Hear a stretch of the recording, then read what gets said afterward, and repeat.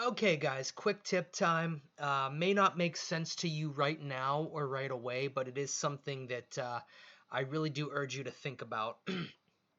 In broad strokes, big picture, it's this: move towards what's growing.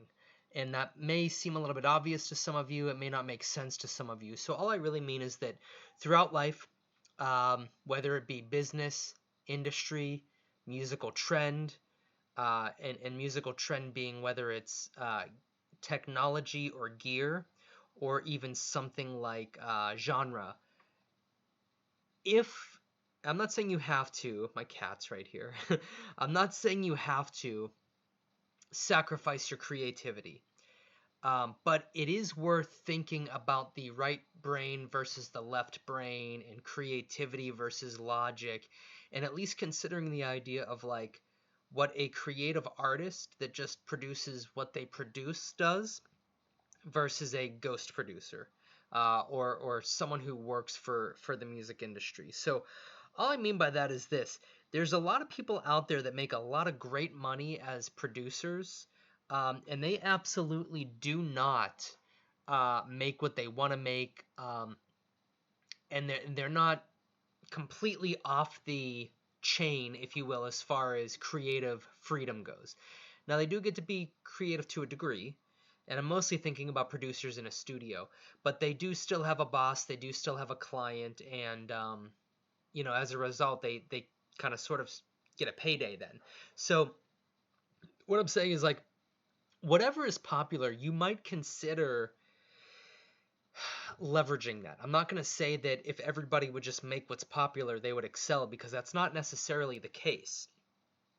But when you think about music when compared to other industries like tech, um, radio, I think it's safe to say, isn't really growing.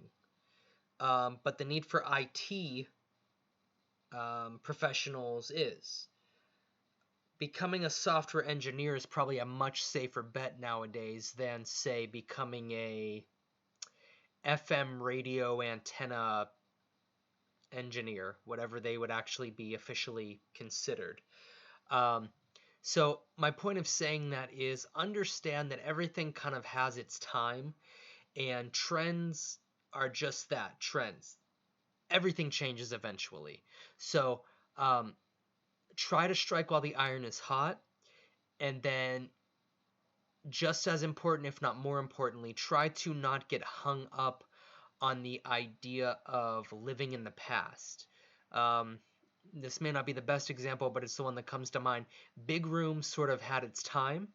It's not to say it's not going to come back, but hanging on to that and then wondering why you can't make a lucrative living like you saw Swedish House Mafia, Avicii, whoever, at that time was a part of that whole thing, um, why you can't be just like them, well, it's been some years, and as we get closer to it being more of like a decade away, bass music took over, future bass took over, and just things change. So just understand that, guys. Don't cause yourself anguish and hurt by wondering why playing a type of music or insisting on a production style that's from yesteryear isn't catching on, like maybe somebody who is sort of doing something a little bit more current, even if it's current and eccentric, um, which in some ways is even better than just being like, oh, well, this style is in, let me just go and make that style. That can be good. There's a lot of super like C-level DJs and producers right now that basically are just making aggressive dubstepy kind of stuff that sounds like early Skrillex, and they're doing okay. They're lightly touring and they're doing it.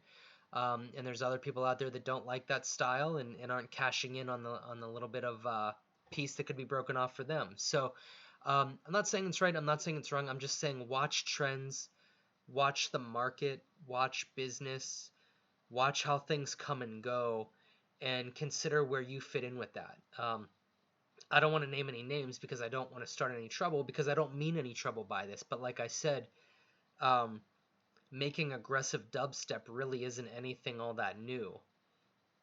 But people listen to that probably more and people, are probably more apt to that than, say, I don't know, I guess we could stick with big room. And it's not to say that those trends won't change and big room won't come back strong or anything like that. It's just to say that um, there's a lot of producers that are kind of lower level that make a basic dubstep track, wubs, growls, metallic sounds all over the place. Not really reinventing the wheel, like I said, kind of early Skrillex kind of sound. And they tour lightly, they play Columbus, they play Boston, they play Tampa, and they make probably an okay living doing that. They're probably not going to shoot up to the number one DJ in the world, but they're capitalizing on the fact that the trends and the trend right now, dubstep isn't as high as it used to be, but as it's sloping down, nothing, I shouldn't say nothing, but things rarely just die. Things rarely just go away. So as we're sloping down towards, okay, it's been some time, people are used to that sound, but they still like it and prefer it. Um, it's just a wise bet if you wanted to do something like that. So I'm not just meaning to make this like a dubstep talk or just a talk on like do what's popular and don't question anything else, don't try anything else. I'm just saying understand that like at the height of it, people loved it. Now on like the downward sloping end of it, people still like it. So there's a chance to make money with it. More so than funky house or break beats. It's just kind of the way it is. It's not really my rules. It's just things I've noticed. So keep that in mind, guys, and think about what that means to you.